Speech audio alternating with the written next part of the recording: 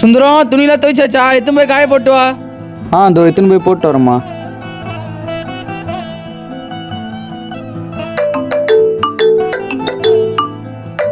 யார் இது புது நம்பரா இருக்கு? ஹலோ, நான் சுந்தரம் பணக்கார பவரை மறைச்சி வனஜா வீட்டில் சாதா வேலைக்காரனா வேலை செய்கிற போல. யாருடா நீ?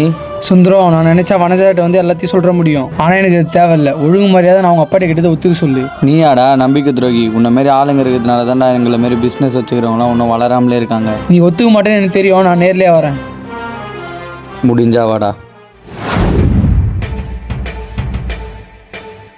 வனஜா வாங்க சார். யார் நீங்கள்? ஒரு நிமிஷம் உட்காருங்க, உங்ககிட்ட பேசணும். உங்கள் வீட்டில் ஒருத்தனை சுந்தரன் வேலைக்கு வச்சிருக்கீங்களா? அவன் யாருன்னு தெரியுமா? தெரியலையே சார். அவன் எங்கள் வீட்டுக்கு வேலை கேட்டு வந்தான், அதான் எனக்கு தெரியும். அவன் 1 மினிட்.